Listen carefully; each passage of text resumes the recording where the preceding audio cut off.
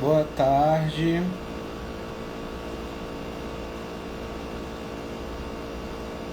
tudo bom?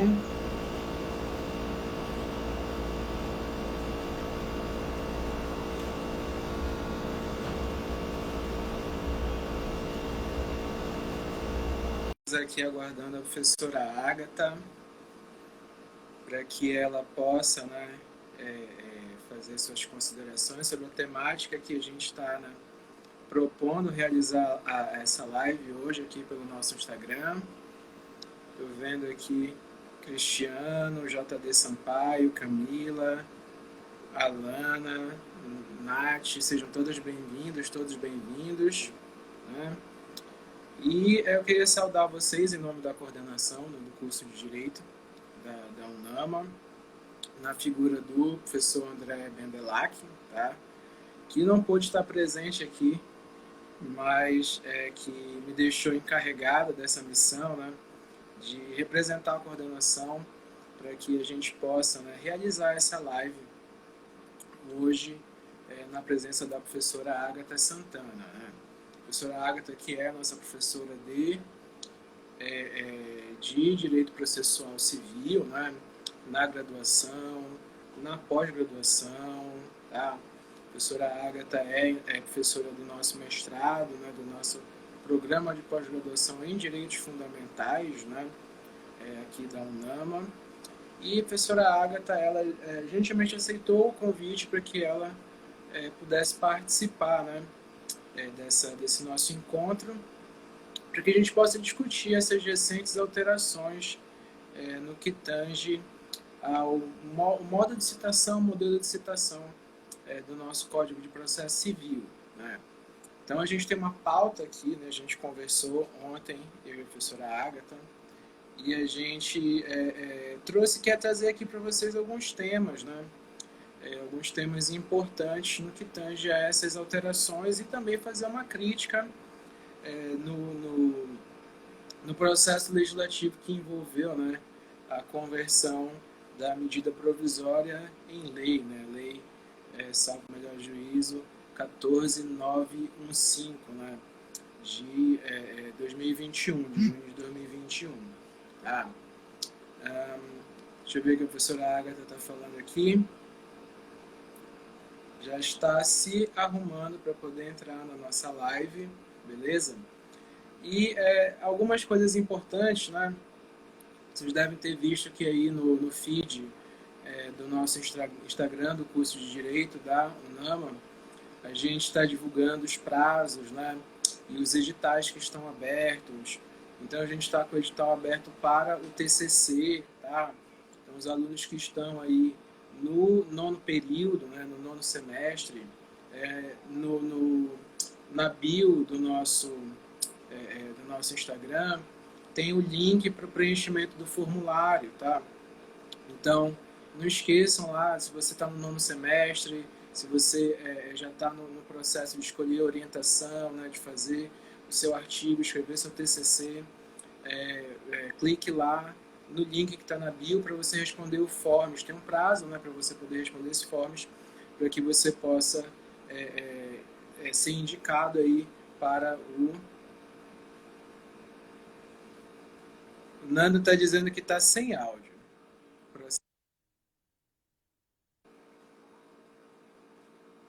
Talvez não. Aqui está aparecendo para mim que está tudo bem. Mas estava dizendo sobre o edital, né, do TCC. Então, lá na bio do nosso Instagram, da nossa página, tem lá um link, né, com forma para você responder sobre o TCC. Tá? Manuel, eu acredito que o prazo seja até o dia 10, mas a gente pode confirmar isso daqui a pouco, tá? Nesse sentido, galera, tem outro edital importante que está lá no nosso feed, que é o edital ih, rapaz, olha. É o edital de monitoria, tá? O edital de monitoria ele está aberto, está com prazo aberto, são prazos bem rápidos, são prazos bem exíguos, inscrição por e-mail, né? O professor José Iró, ele está encarregado está encarregado de realizar, né, a coordenação desse processo de monitoria. Temos vagas abertas para várias disciplinas, direito penal, processual civil, tá? A gente tem para hermenêutica, se eu não me engano, com o Heró, comigo, tá? Então, fiquem atentos aí a essas informações, fiquem atentos a esses prazos institucionais, né?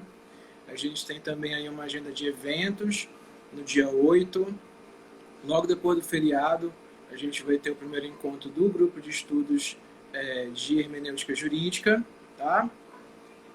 E a gente, então, tem toda essa gama de coisas que estão acontecendo aí, né, na nossa Universidade da Amazônia. Tá? Eu vou renovar o convite aqui para a professora Ágata. Tá? Vou renovar aqui o convite para a professora Ágata, para que ela possa estar participando aqui da nossa reunião.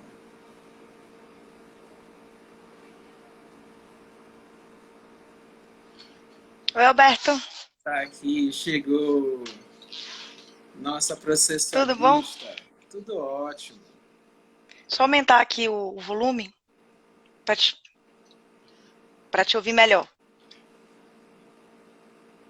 Pronto. A gente já pode começar?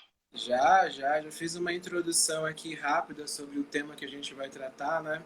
Mas aí a palavra é toda sua. Eu estou aqui só para lhe ouvir, né? E também para fazer algumas perguntas. Na verdade, temos muitas perguntas em cima disso. Muitas mesmo. Eu estou abrindo aqui a lei. Deixa eu só botar aqui a senha. Oh, meu Deus. Pronto. Não. Que é justamente para acompanhar a lei aqui com vocês.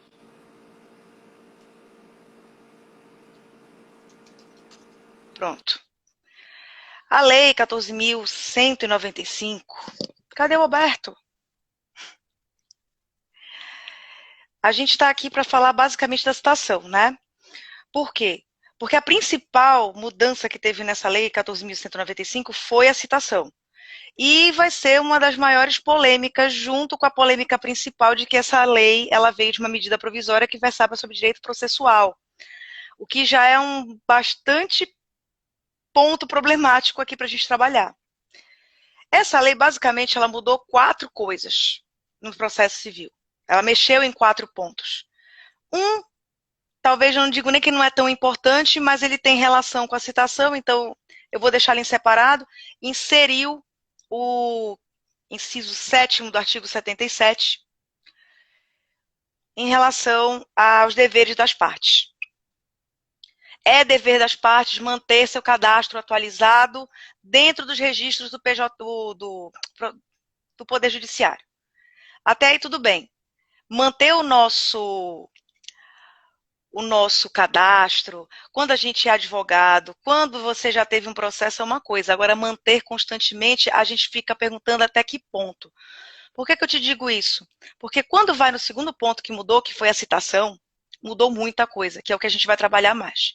Mudou também pequenos aspectos de exibição de documento ou coisa, que é uma prova em espécie, e também melhorou muito a nossa vida, só essa parte realmente melhorou muito a nossa vida, foi em relação à prescrição intercorrente.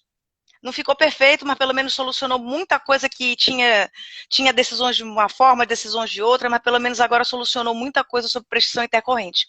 Então, bora falar aqui sobre a citação. E eu achei interessante, quando a gente está falando de racionalização processual, eu estou aqui com a lei, que eu fico me questionando até que ponto é uma racionalização processual. Por quê? Porque é só se for no momento que a gente vai pensar. Racionalização processual, quando a gente fala sobre isso, a gente pensa logo em quê? A gente pensa em motivação, fundamentação, em racionalismo, a gente pensa em pensar, em refletir. Quando você olha a lei e você coloca aqui no capítulo 10, racionalização processual, eu fiquei me perguntando onde está a racionalização aqui, só se foi da máquina. Por quê? Porque a gente está vivendo um processo de virtualização dos autos. né? A gente está vivendo um procedimento em que a gente está virtualizando os autos, a gente está transformando tudo para o virtual. Só que quando a gente transporta para o virtual, a gente tem que refletir muita coisa. Dentre elas, o que, que a gente vai fazer se o ambiente virtual não é exatamente igual ao ambiente físico? Ou seja, a gente tem que falar no devido processo legal digital. Isso daí não funciona, nem eu que estou falando, muitos já estão falando. Por quê? Porque quando a gente está no ambiente virtual, quando eu for adaptar as normas processuais, eu tenho que ficar me perguntando o que pode e o que não pode.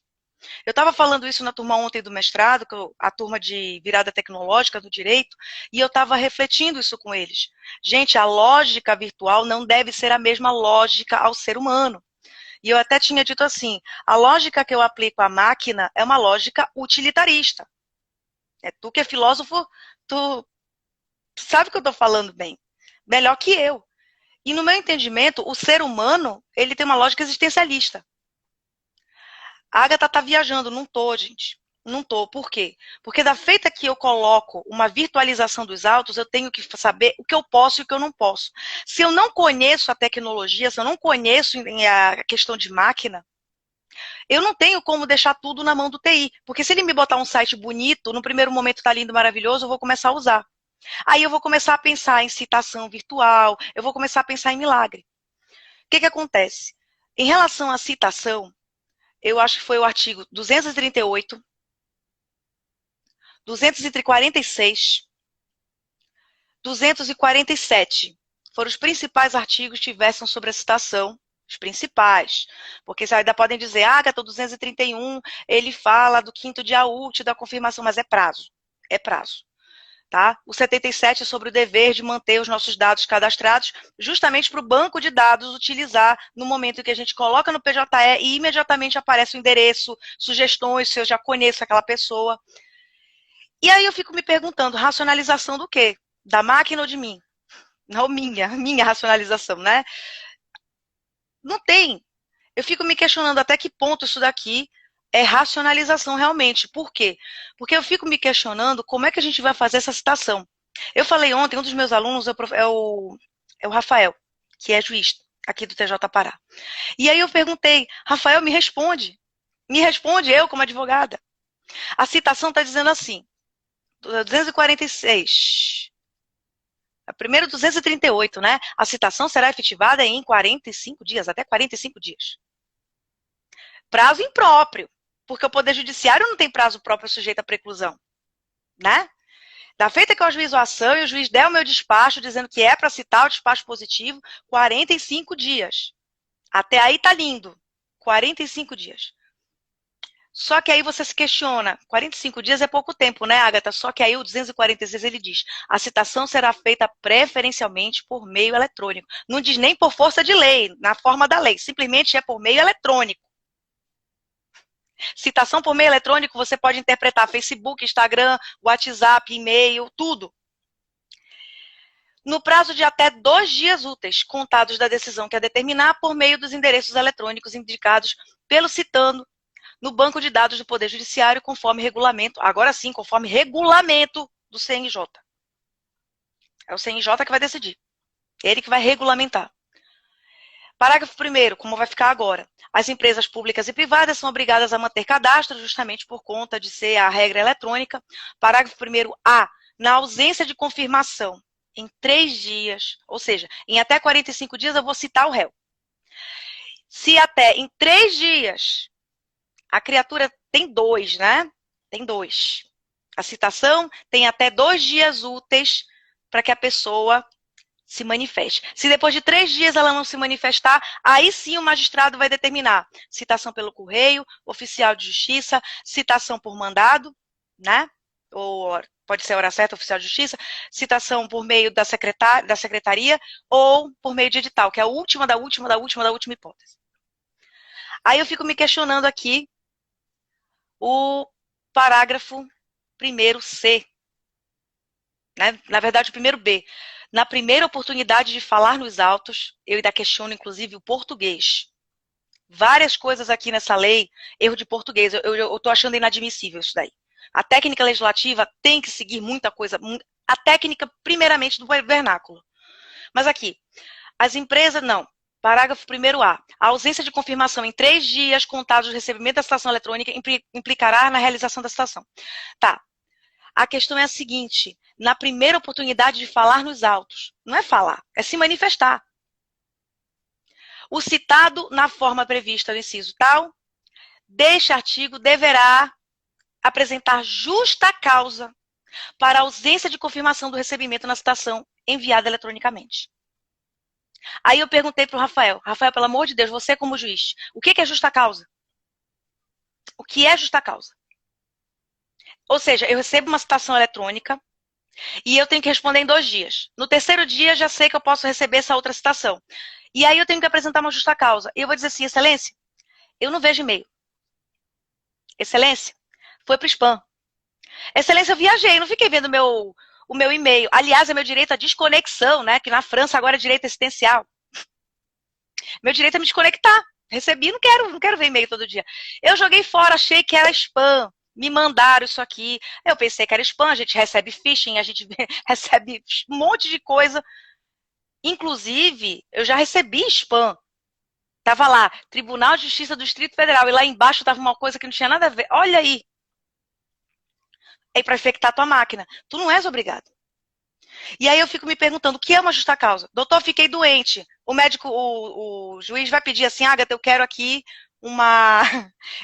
o teu atestado que tu estavas doente, para não ter respondido em 3 dias. Doutor, eu não tenho WhatsApp, não tenho Instagram, não tenho Facebook. Qual é a justa causa? Ah, mas eu pensei que tinha, porque afinal de contas já deram o seu e-mail, né? Troquei de telefone, excelência. Como é que eu vou provar se eu tiver de boa fé? E como é que o juiz vai dizer que eu estou de má fé? Porque a boa fé se presume. E não é nada, não é tudo, né? Parágrafo 1º-C de como vai ficar o 246. Considera-se ato atentatório à dignidade da justiça, passível de multa de até 5% sobre o valor da causa, se você não der essa justa causa. Até 5%. É uma multa mais grave do que se você não for na audiência de conciliação, que é o ponto alto do processo, é tentar a conciliação. O ponto alto do processo é você tentar uma conciliação. Você se furtar disso é considerado ato atentatório porque você está tentando se furtar de um bom andamento, de uma cooperação. Até aí tudo bem, eu me calo. Mas a multa de você não apresentar uma justa causa, que vai ficar na subjetividade do magistrado, 5% do valor da causa, que parece uma conduta mais grave ainda. Primeiro que eu tenho outros meios de citação. Segundo que vai ficar na subjetividade do magistrado. E nós sabemos que tem magistrados e magistrados. Alguns muito mais inflexíveis, outros mais flexíveis. Alguns que têm um entendimento um pouco mais aberto sobre tecnologia, outros que têm mais fechado. Isso daí qualquer ser humano é assim, né? Qualquer ser humano. Perguntei também para outro amigo meu que é juiz. O que eu vou fazer? Então, esse tipo de coisa a gente vai ter que refletir por quê? Primeiro que a constitucionalidade é duvidosa dessa lei. Ela veio de uma medida provisória. A lei, ela é considerada constitucional até que ela seja declarada em contrário. Então, a gente vai ter que trabalhar com isso. Aí, tudo bem.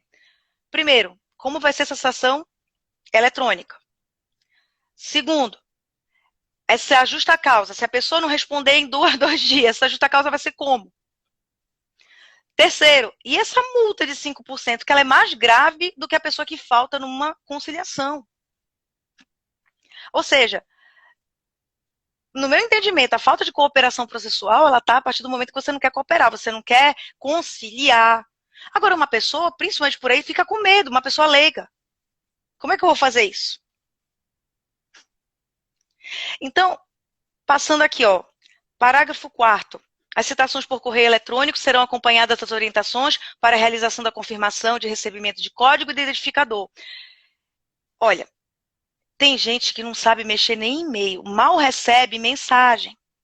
Como é que eu vou fazer aquela pessoa saber o que é um código identificador? Eu vou ter que ter muito legal design aí para explicar com vídeo, clique aqui. Primeiro que eu vou ter que ultrapassar a barreira da pessoa acreditar que aquilo ali realmente é de verdade. É uma forma? É uma forma. Vou ter que botar vídeo, vou ter que fazer a pessoa entender o que é para fazer, onde é que ela vai ter que colocar aquela chave. Não é simplesmente vai vir num arquivo para eu baixar e tá lá o meu mandado de citação e a contrafé, que é a cópia da petição inicial para eu ler. Detalhe, Como é que eu vou fazer para entender? E se a pessoa tiver problema de vista, eu não tenho como saber isso. Então, tem muita coisa que passa na minha cabeça aqui, na prática. Micro e pequena empresa, somente sujeito ao parágrafo 5º, quando não possuir endereço eletrônico, deverá haver compartilhamento do cadastro do órgão do Poder Judiciário. Olha, o que eu estou aqui achando é que eles estão querendo fazer um grande banco de dados. Um grande banco de dados em que sentido? Um Big Data. Um Big Data nacional, na verdade, eu não estou achando. Eles estão querendo fazer realmente, e quando a gente vai no site do CNJ, a gente vê que tem um sistema integrado. Já tem sistema integrado de cartório. Não está perfeito, ainda não está como deveria estar, mas também a gente vive num país, e é um ponto que eu tenho que botar, a gente vive num país de modernidade tardia. E eu estou sendo assim, light. Estou sendo light. A gente vive um país em que a gente está enfrentando uma pandemia, a gente está enfrentando crise econômica, e tem pessoas que têm celulares caríssimos e não sabem mexer. Tem celular caríssimo, mas é para tirar foto. Isso é nossa realidade, não é uma crítica, é a nossa realidade. Agora, a questão da acessibilidade da linguagem, a acessibilidade do layout, a acessibilidade da própria tecnologia, é uma barreira que a gente tem que ir com paciência, a gente não pode simplesmente jogar como uma obrigatoriedade. Então, assim, eu faço umas reflexões aqui, que a gente vai ter muito mais pergunta do que resposta durante muito tempo. E muitos juízes que eu questiono, eu pergunto assim, como é que vai ficar? Agatha, eu ainda estou esperando para saber. Se o juiz não sabe, como é que eu fico? Por quê? Eu sou advogada. Eu vou lá, elaboro minha petição inicial, faço o PJE todo, que já é aquela dor de cabeça, mas se bem que eu sou uma defensora do PJE, porque eu prefiro bem mais o PJE do que ter que ir, me deslocar, né? Apesar de ter uma coisa chamada PJ, que a gente tem que se deslocar para lá, né? Unidade de processamento judicial, então tem que ir para lá. Então, assim, ou seja, a tecnologia era para ajudar e a gente continua tendo que ir fisicamente. E aí eu fico me refletindo, né? O Richard Susskind. Afinal de contas, justiça é um lugar ou é um serviço? Né? É um lugar ou é um serviço? Ou é uma coisa ou é outra. Tem o híbrido? Tem. Lá na frente a gente pode falar, inclusive, de audiência assíncrona, mas tem muita coisa para falar. A questão é, como é que eu vou chamar esse réu? Citação é uma coisa que, se ela for irregular, ela é tão importante que, se ela for irregular, tá a partir do 244, se ela for irregular, se ela não ocorrer, ela está relacionada com o direito ao princípio do contraditório, é um direito fundamental. É um fundamental ampla defesa, contraditório.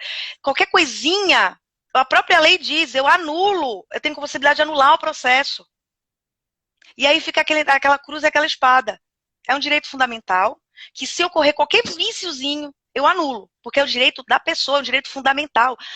Existe direito fundamental em direito processual, muita gente acha que não. Processo tem tudo a ver com direito fundamental. Processo garante direito, porque nós não somos números. Mas a partir do momento que a gente compreende isso, que o direito não é só um número, que o processo não é só um número, e nem uma série de etapas que tem que ser cumprida, eu tenho que interpretar da melhor maneira possível. E quando eu coloco essa leitura aqui, eu digo, olha, isso aqui está prejudicando, ou pelo menos potencialmente isso pode prejudicar o contraditório. E aí, vai ser, mão beijada para a gente alegar nulidade depois. E aí, cadê a cooperação? Então é isso. As minhas considerações nesses artigos aqui, né, são essas. E o artigo 247 só diz: a citação será feita por meio eletrônico, ou pelo correio, para qualquer comarca do país, exceto. Aí manteve, só mudou o iniciozinho mesmo. Aí o resto é a questão, pouquinha coisa, de exibição de documento ou coisa, e a questão da suspensão, da execução em relação à não localização de bens penhoráveis e a prestação intercorrente. Então, na questão do procedimento, em matéria de alteração importante, agora, na verdade, o modo de citação pelo meio eletrônico, ele é o que vai ser utilizado preferencialmente. Então, primeiro eu vou usar ele, depois eu vou me dispor dos outros, caso não haja confirmação da citação pelo meio eletrônico. Isso. Isso. E aí, o que essa lei está dizendo é que, se a pessoa não justificar no primeiro momento possível, por que que ele não respondeu 2 ou dias. confirmou. 2 dias. Aí ele vai ser condenado num valor de 5% do valor da causa. Na verdade, ele tem 2 dias para responder e ele tem que apresentar uma justa causa por que ele não respondeu em 2 dias, depois que ele foi citado, por outro meio. É complicado, realmente. Tem pontos aí muito debatíveis, muito discutíveis, né? É óbvio que a gente quer te ouvir mais sobre isso, né? Mas, assim, na visão da questão do processo legislativo, que foi, acho que, o primeiro ponto, né? O primeiro ponto da pauta que tu trouxeste para a gente discutir sobre essa lei, né? Tem duas coisas que chamam a atenção. Realmente, primeiro, a medida provisória, se eu não me engano, ela não tratava originalmente sobre questão de processo. Sim. E que essa questão surgiu quando da ocasião da conversão da medida provisória em lei. E tem uma controvérsia entre os constitucionalistas sobre se no processo de conversão, não havendo, né, a matéria sido regulamentada pela medida provisória, se poderia ou não poderia, no processo de conversão, ser proposto, né, matéria que originariamente não era tratada por medida provisória. Só que a grande questão, na verdade, é que o objeto central dessa medida provisória não era tratar sobre o processo civil. O objeto central dessa medida provisória era estabelecer facilidades para questões relativas ao direito empresarial e, salvo melhor juízo, ao desempenho e à fiscalização, né, de microempresas e EIRELIs. E essa matéria que é levantada, ela é completamente impertinente ao conteúdo da medida provisória. O STF já se manifestou sobre isso e o conceito jurídico que o STF utiliza é o conceito de contrabando legislativo ou de jabuti. Então, quando a gente ouve, olha, colocaram um jabuti na aprovação da medida provisória. O que o STF entende, na verdade, é que esse jabuti ele configura o chamado contrabando legislativo, que, em linhas gerais, é quando você pretende burlar o processo democrático inserindo matérias que são completamente desconexas e a expressão da jurisprudência impertinentes ao conteúdo da medida provisória no ato da sua conversão. Então, imagina que eu tenho uma medida provisória tratando sobre um assunto de, vamos dizer assim, de majoração, quando é constitucionalmente permitido, né, de determinado tributo, né? E no meio do processo de conversão dessa medida provisória para a lei, né, definitivo, se insere, sei lá, questão de processo penal, que não pode. Não tem conexão nenhuma. Então, é uma carona. Pega uma carona. Uma carona. Então, insere tem o devido processo legislativo, sem tudo. Já há um posicionamento do STF quanto a isso, né? Os juristas já se manifestaram com uma nota de repúdio contra a aprovação, né, a conversão dessa medida provisória de lei com essas alterações que foram propostas, né? E são basicamente esses dois argumentos que está se levantando a priori quanto à possível inconstitucionalidade dessa lei. O primeiro ponto, essa questão de estar tratando de matéria de direito processual civil, mas isso é discutível, isso é debatível, e eu acho que o argumento mais forte é a questão do contrabando legislativo, né? A ideia do jabuti. Mas falando materialmente sobre o conteúdo dessa lei, eu acredito que, como tu bem colocaste, existe aqui duas questões a ser bastante debatidas, que a gente falou numa questão de uma inconstitucionalidade formal. Agora, falando especificamente sobre a questão material, eu concordo contigo que a gente tem que enfrentar, problemas relativos à inclusão digital. Porque essa lei ela não está falando que a gente vai fazer isso só com uma categoria, ela está falando que a gente vai fazer isso para todo mundo. Então, a gente tem, sim, um índice, um percentual ainda muito baixo de inclusão digital no Brasil. É só você pegar a questão dos índices de desenvolvimento humano, economia, desemprego, você vai perceber que a inclusão digital ela é muito precária ainda no Brasil, né? 2, questão sobre a viabilização e a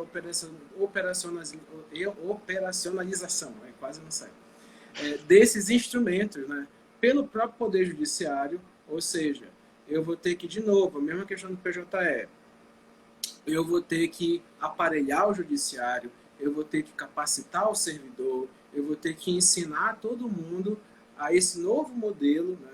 A gente tem esse ruído, essa tensão, a nossa classe, né, de advogados, de professores, a gente vai apontar os defeitos, mas o pior, né, como tu colocaste, a gente tratava muito isso no nosso programa de pós-graduação aqui da UNAMA, quando a linha ainda era antiga, porque a gente tinha uma linha só de acesso à justiça como um direito fundamental. Eu acho que a gente ainda tem alguma pesquisa nesse sentido, eu não sei, pode me esclarecer sobre isso, mas, de fato, quanto mais a gente coloca óbices para a concretização do princípio da inafastabilidade da jurisdição, menos a gente tem acesso de realmente levar conhecimento do judiciário às violações que ele deve obrigatoriamente se manifestar por força da Constituição. Então, vamos lá. Aí eu levo a conhecimento do juízo uma determinada demanda. Beleza. Aí vai citar outra parte. Outra parte, sei lá, está viajando, não responde o e-mail. Quando ela comparece no processo, ela já está com uma presunção negativa de que ela vai ser condenada a um pagamento de 5% no valor da causa, né? E ainda com o argumento de que esse valor da causa ele não vai ser convertido para o autor ou para as partes, não. Ele vai ser convertido para o Poder Judiciário e tal, né? Então, é uma coisa altruísta que a gente está fazendo e tal. E já gera uma presunção negativa a partir de agora, porque o que é que vai acontecer? Aí o juiz vai dizer, não, esse cara aqui quer enrolar, esse cara aqui quer isso, esse cara quer aquilo. Então, outra coisa, Alberto, ninguém é obrigado a fazer ou deixar de fazer nada senão em virtude de lei. Não existe uma lei que te obrigue a olhar o teu e-mail todo dia ou de 2 em 2 dias. Tem gente que pode se dar o luxo de querer ver o e-mail de semana em semana, não sei. O e-mail que está lá é de trabalho, ou então o e-mail que a pessoa quase não usa, né? Então, eu não sou obrigada a ver todo dia. Claro, tô falando Agatha, a gente vê todo dia, porque a gente vive disso, a gente vive na internet, fazendo as coisas, trabalhando, mas tô falando outra pessoa, né? Outra pessoa. Uma coisa que a gente vive, né? A gente fez uma audiência há um tempo atrás, né? A gente olha o nosso e-mail todo dia. Todo dia a gente olha o nosso e-mail. Quando a gente saiu do fórum, que eu cheguei em casa e eu abri o meu e-mail, na caixa de spam tava o link da audiência que a gente foi físico fazer. Pois é. Aí tava lá, na caixa de spam, o link da audiência que a gente foi fazer. E se eu te contar que não foi nem pro meu spam? No meu, tu foi porque eu vejo todo dia a minha caixa, a caixa do spam. Não tinha. Eu também. No dia que a gente foi, estava no fórum lá para fazer audiência, aí eu vi, quando eu cheguei em casa, tava lá o link. Mas o link foi no dia que mandaram? Foi no dia. Porque o meu não tava, o meu não chegou nem no dia. Foi no dia. Então, ou seja, eles mandaram para uma pessoa, não mandaram para outra. E aí, como é que a gente fica? E aí, como é que a gente fica? Por quê? Uma alegação muito boa é erro do judiciário. É uma alegação muito boa. E aí o que vai ocasionar é uma enxurrada de pedidos de nulidade processual por carência ou ausência de citação. E aí vem o rebote, porque os montes de pedido de nulidade vai afogar. E aí a gente fica se questionando, por quê? Se o artigo 334, que é o artigo da audiência de conciliação e mediação, existe decisões um tanto quanto diferentes de alguns magistrados, imagina esse. Vou te dar um exemplo. Tem juiz no interior que não faz audiência de mediação e conciliação. Ele faz o despacho direto para citar o réu, porque ele diz que ele não tem conciliador, ele não tem mediador, ele não tem uma sala adequada, porque é interior, né? Então sai a citação direto para contestar.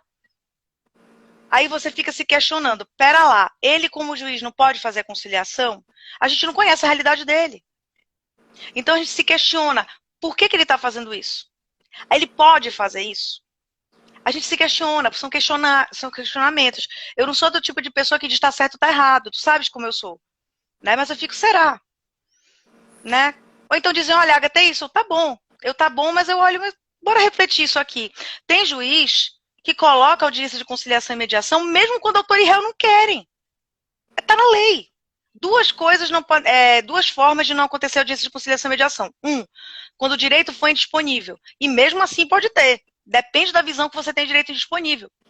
Porque alimentos é indisponível, mas tem conciliação. A questão de família como um todo, né? Tem conciliação. Tem. É indisponível? É. Quando você está tratando, por exemplo, de reflexos patrimoniais do teu nome, do uso do teu nome, é direito de personalidade, é indisponível? Mas vai ter audiência de conciliação e mediação. Aí você fica se questionando até que ponto vai dispensar essa audiência, porque é critério de indisponibilidade do direito. Segundo, não vai ter audiência se o autor disser na petição inicial que não quer e o réu também peticionar, eu não quero. Olha aí o rapaz falando que foi abrir, que era audiência e era um vírus. É um vírus. É um trojan, tá? Pode ser um malware. E aí? Eu sou obrigada a ter antivírus? Ninguém é obrigado a fazer ou deixar de fazer nada sem virtude de lei. Agora eu estou pensando no comerciante que é pobre, com um comerciante que tem uma vendinha, ele tem e-mail. Ele não tem WhatsApp, ele tem e-mail. Aí você sabe que ele tem e-mail, só que o seu Raimundinho, ele só de 15 em 15 dias vê e-mail para mandar e-mail para o fornecedor. Ele não fica olhando como se fosse uma coisa pessoal. O idoso, ele tem obrigatoriedade de ter WhatsApp, Instagram, Facebook? A França começou em 2016, mas foi na Justiça do Trabalho. Só que agora estão começando a falar não só no seu trabalho, reconhecer o direito à desconexão como direito fundamental.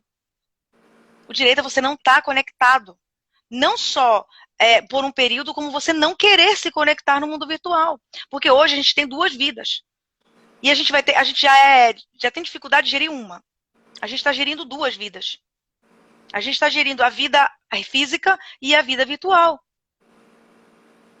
Parece assim uma dualidade. A gente está tendo crise existencial. Não é à toa que a gente está tendo problema. Não é à toa que a gente está tendo problema por causa disso. Né? É verdade. E tu tocaste num ponto importante também, né? Porque, assim, como eu falei, a questão da inclusão digital é um problema, né? Mas o que a gente tem percebido é que a ideia de uma sociedade de relação de consumo, né? Ela faz com que cada vez mais e mais a gente esteja consumindo produtos que conectem a gente, de certo modo, a essa rede virtual. Então, hoje, por exemplo, se você compra o celular, para você poder ativar as funcionalidades do celular, você vai ter que cadastrar um e-mail. Então, meio que a gente está sendo obrigado, né, a ter e-mail. A ter e-mail, né? E parece que o judiciário está embarcando nisso, porque o judiciário não quer ficar de fora disso, né? Eu fico me questionando o pessoal na Defensoria Pública. Vai fazer o e-mail com dona fulaninha, ponto ribeirinha, não sei, porque não tem e-mail, vai fazer o e-mail para ela. E quem é que vai gerir esse e-mail? A pobre não tem celular, não tem internet, às vezes não tem mal o que comer. Como é que eu vou obrigar a ter que fazer isso? Não, porque é eletrônico. Eletrônico pode ser e-mail, pode ser Facebook, Instagram. E tem gente que eu já ouvi falar, não é possível que a pessoa não está no mundo. Eu falei, claro que ela está, gente. Ela existe. Ela só não está lá na rede social. Mas ela existe. Ela está de carne e osso. Ela sente dor como você, ela sente fome. Ela tem vontades como você, ela só não está no mundo virtual. Perfeito. E aí eu fico me questionando como é que a gente vai fazer. A grande questão é que a gente tem que enfrentar essas coisas, né? Inclusão digital, educação digital, né? Aparelhamento do Estado. E se o CNJ está, o Poder Judiciário está, né, exigindo isso, então ele tem que estar minimamente preparado para operacionalizar isso, né? Sabe qual é o problema, Alberto? O grande problema é que quando a gente está falando em modernização, tecnologia, a inserção da digital, primeiro que quem faz as leis muitas vezes está fora da realidade da maioria. Não está submerso nas pessoas com necessidade. Esse é o primeiro ponto. O segundo ponto é que, por mais que ele tenha conhecimento da população, muitos ainda têm uma fantasia de que tecnologia é mágica. Muitos têm uma fantasia de que saber, olha que isso aqui existe, isso aqui é maravilhoso, isso aqui faz milagre. Não faz milagre. Então, quem tem um curso de programação, o meu tá antigo, eu tinha 15 anos quando eu fiz o curso de programação. Eu sei programar pelo menos o básico antigo. E não é fácil programar uma máquina. Linguagem Python não é fácil. Linguagem Java não é fácil. Então, quando você programa uma máquina, primeiro que você tem que saber o que ela tem que fazer, o passo a passo. Então, você tem que ter o conhecimento em cima do passo a passo. Segundo, você tem que ter conhecimento de onde você vai buscar os dados, se você tem autorização daqueles dados. Como você vai fazer esse alimento, essa alimentação. Então, quando uma pessoa diz assim, vamos fazer um site, e esse site ele vai buscar, por exemplo, o que eu posso dizer? Esse site vai buscar palavras-chave para eu saber de RDR. De onde ele vai buscar esse manancial de palavras aí? Onde ele vai buscar? Ele vai buscar do site do tribunal. Eu tenho autorização do tribunal para ter acesso a esses dados? Não é assim que funciona. E cada vez que eu faço uma operação, uma operabilidade, eu tenho que ter um plugin. Então eu tenho que fazer tudo de novo. Não é fácil, não é simples. E aí, quando você tem que ter um mínimo de conhecimento, não só do jargão, né? Eu sei que isso existe. Isso aqui faz milagre, isso aqui é muito bom, isso aqui vai ser muito ótimo para o direito. Não tenho só que saber do jargão, eu tenho que saber como operacionalizar. Eu tenho que saber, eu não vou fazer porque eu não sou a engenheira da computação. E nem quero ser. O cara que pode fazer isso bem é o cara da informática. Só que eu tenho que explicar para ele. Tem que ser assim, os limites são esses, os outros limites são aqueles, você pode fazer isso, você não pode fazer aquilo. E eu tenho que testar muito a versão beta. O que eu quero dizer?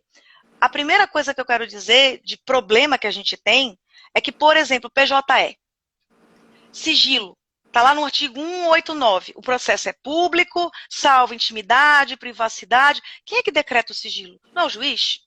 Deveria ser. Só que quando eu ajuizo uma ação, quem bota que é sigiloso sou eu. Quem grava sigilo no documento sou eu. Ou seja, tem processo que deveria ser público, eu vou tentar acessar, vamos supor assim, você vai tentar acessar, interesse público, por exemplo, aí tem petição de uma parte, não tem da outra, não tem sentença. Aí tu diz assim, como é que eu consigo visualizar a petição inicial, não consigo visualizar o resto?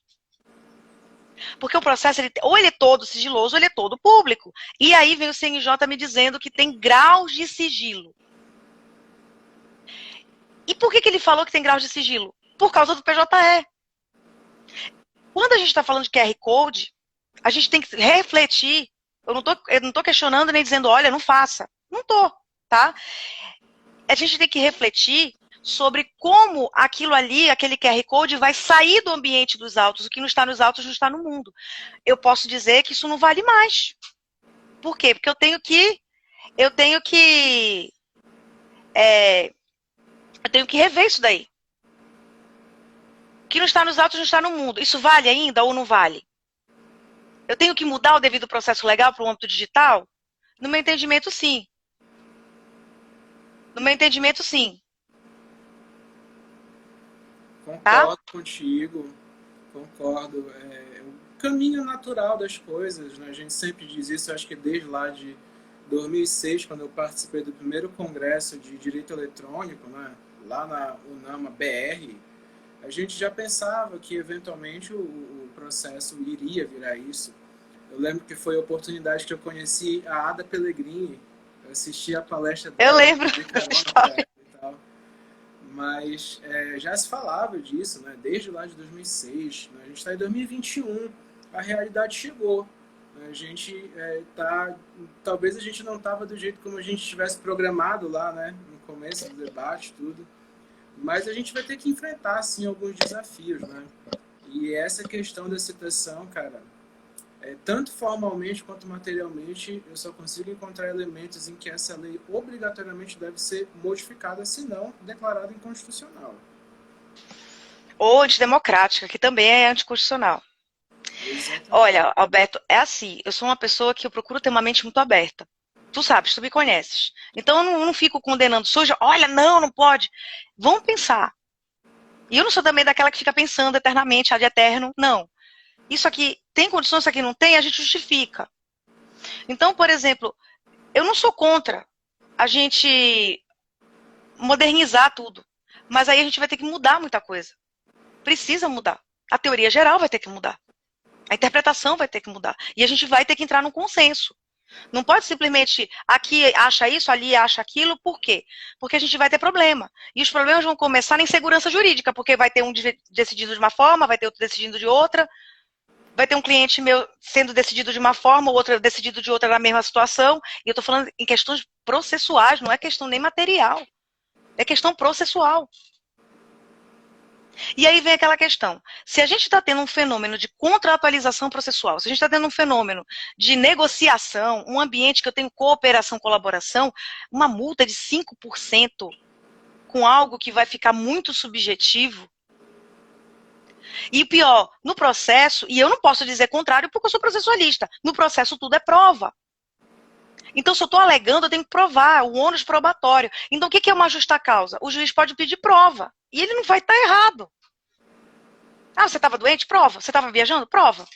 Aí vem a questão difícil. Você não vê o e-mail todo dia? Prove. De fato, né? É bem complicado. Talvez fosse interessante se tivesse utilizado um critério, por exemplo, para delimitar pessoas que obrigatoriamente fazem uso disso, mas ainda assim seria carente, né?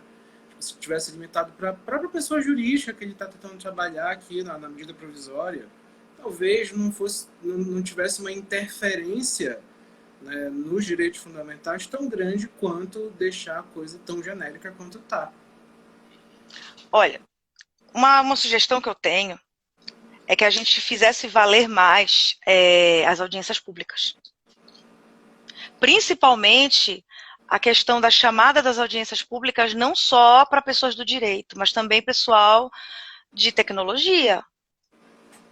A gente chamar aí para debater, para falar o que pode e o que não pode, o pessoal que é autoridade no assunto. Então, isso daí é muito importante. A gente tem que desenvolver, né, o projeto Vitor, né? A universidade que capitaneou o projeto Vitor lá da STF, eles têm todo um jargão, eles têm um glossário que eles fizeram, é uma equipe interdisciplinar, foi um glossário para fazer o projeto Vitor, que é um programa utilizado pelo STF, né, para a questão de análise de repercussão geral. A gente vai ter que sentar e fazer a mesma coisa. É verdade. Né? O legislativo, principalmente, porque eles fazem e jogam a bomba pra gente, porque a gente que está lá na prática. Né? O professor está pensando, aí eles fundem a nossa cabeça enquanto professores. A gente está advogando, a nossa cabeça explode na hora, porque a gente não sabe como é que a gente vai fazer. E a gente vai ter que dar um jeito, a gente vai ter que argumentar. Da nossa parte, a academia continua, né, se habilitando para a realização de estudos críticos e sempre, né, analisar da maneira crítica como nós podemos, né, garantir um cenário para que os direitos fundamentais eles possam ser efetivamente concretizados. Olha, vou fazer meu jabá aí, aproveitando que a gente está falando de pesquisa, daqui a 1 ou 2 semanas eu vou lançar de novo, vou voltar com um grupo de pesquisas, virada tecnológica, quarta-feira pela tarde. Dias de quarta pela tarde. Só que eu vou começar agora do beabá de novo, e agora o foco desse semestre é algoritmo. É programação de máquina, né, aprendizado de máquina, algoritmos supervisionados, não supervisionados, semi-supervisionados por reforço. Como a HT programação é para a advocacia. A gente vai ter que aprender como ele funciona, esse é o beabá, e qual vai ser o impacto disso na nossa vida, no âmbito eleitoral, no âmbito empresarial, no âmbito bancário, no âmbito da responsabilidade civil, no âmbito penal. Então, assim, pelo menos eu estou vendo aqui 5 formas da gente argumentar de algoritmo. Mas para isso eu preciso saber como eles funcionam. Por quê? Porque eu não posso saber simplesmente, olha, o algoritmo. Aí o pessoal diz assim, olha, é culpa do algoritmo lá do YouTube que eu estou recebendo um monte de coisa que eu não quero. É culpa do algoritmo lá do Instagram, que eu acabei de ver um negócio, agora eu vejo um monte de coisa que eu não queria. Eu curti uma foto de uma colega minha, que ela estava pintando a unha, e agora eu recebo um monte de coisa de manicure. Entendeu? Então, assim, o que é o algoritmo? É a culpa do algoritmo. A pessoa não entende o que é, como é que funciona. É por isso que a gente não entende e não funciona, que é quando a gente clica lá, eu aceito, porque muitas vezes a gente precisa, a gente está sujeito a qualquer coisa que eles empurrem pra gente. Bem, pessoal, então fica o convite aí para vocês participarem também, né, do grupo de estudo da professora Ágata, da Virada Tecnológica. Tá? O nosso grupo de hermenêutica também, né, vai fazer o evento já na semana que vem, dia 8, lançar o edital para seleção de novos alunos. Né? Agatha, eu queria te agradecer, né, vi aqui Eu também que agradeço o convite. Rolinha apareceu por aí, a professora Jamile também deixou um comentário. Queria agradecer a todos os alunos que deixaram comentário aí também, né, colegas profissionais que puderam estar conosco na tarde de hoje. Né? Renovo o convite para que a gente possa estar em outras oportunidades, né? E Continuando esse mais debate. tem é coisa para a gente falar. Falou em processo e Verdade, tecnologia. Só processo e tecnologia já tem pano para manga para falar muita coisa. verdade. PJE. Aí depois, quando a gente vê, já tem um curso, né, aqui, né? Todas as... Tem gente, tem gente que está falando assim que parece em cima do muro, porque ela está dizendo que ela não concorda nem discorda. Não, não estou em cima do muro, não. Eu tenho meu posicionamento, inclusive, tem coisas que eu prefiro não fazer. Eu gosto muito de legal design, apoio muito comic contracts, né? Contratos por quadrinhos, pessoas que não sabem ler, pessoas estrangeiras, então isso daí é muito importante. Em Nova York isso daí está fazendo muito sucesso, por conta dos estrangeiros, refugiados. Então, assim, eu sou muito a favor do legal design, muito. Mas, eu, por exemplo, não uso, é um exemplo, eu não uso QR Code nas minhas petições. Eu tenho esse resguardo por conta dos autos. Só por isso. A outra parte usa, eu não vou alegar nulidade, não vou fazer. É modernidade, é a modernidade. Mas eu prefiro ainda refletir um pouco. Aí o pessoal diz assim, o pessoal no Brasil é 880, né? A gente aqui é muito radical às vezes. Se a Agatha diz que gosta de legal design é porque ela gosta de tudo colorido, ela gosta de tudo fashion. Não. Só por imagem. Ou então, a Agatha diz que ela não vai usar o QR Code é porque ela está do lado do Lane Streck, que eu concordo, de certa forma, com uma parte da crítica dele. Eu concordo. Agora, a questão é o como concordar. Né? Não é simplesmente eu vou rejeitar porque não presta, porque ele está dizendo que não serve. Não. O que eu posso aproveitar do que ele está falando? Porque às vezes eu tenho uma interpretação do que ele estava falando da crítica, não é a crítica ao legal design em si. Porque se a gente parar para pensar, Alberto, o que é o design? O design é uma estruturação. E a gente pratica isso quando a gente faz uma letra em destaque, quando a gente colocava dentro da máquina de escrever um negrito. Isso é legal design. Então, quando a gente vai falando que eu entendo que o que ele está reclamando é um exagero. É um exagero que possa ser, inclusive, contrário ao direito. É um exagero que possa ser interpretado, como é que eu posso dizer? Possa ser interpretado como algo que não seja sério em relação ao direito. Só que o próprio legal design, ele diz uma coisa chamada experiência do usuário, UX design. Eu tenho que direcionar a quem eu vou falar. Então, ele serve para isso. Não é que eu estou tirando a seriedade. Então, quando eu me reporto de uma maneira um pouco mais informal, é porque eu quero ter um alcance para as pessoas me entenderem melhor. Agora, é claro, não é a mesma linguagem que a gente vai se utilizar quando a gente está fazendo uma sustentação oral. Né?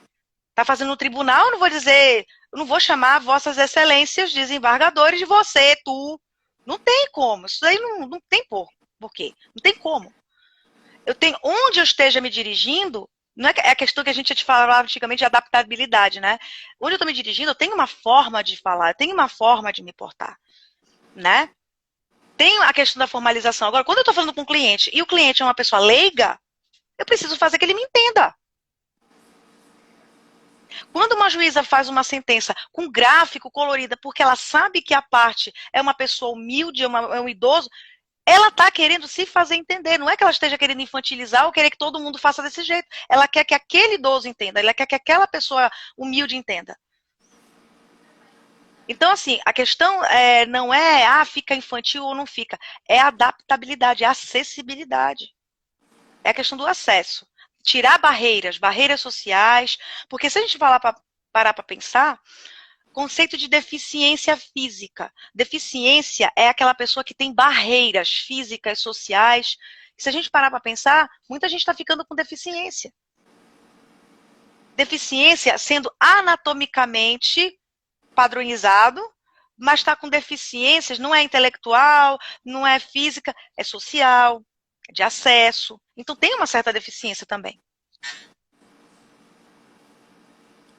Então a gente Perfeito, tem... Agatha.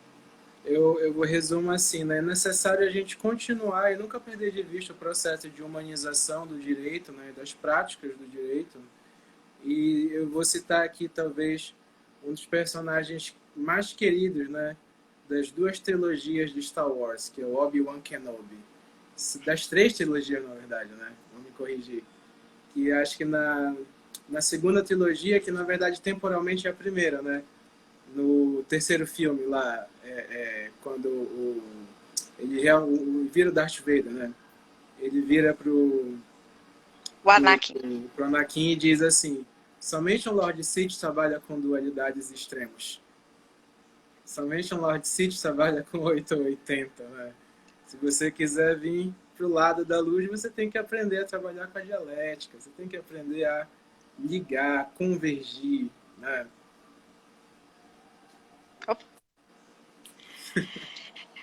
Mas a gente tem que saber quais são os lados e a gente tem que optar pelo da luz, né? É verdade.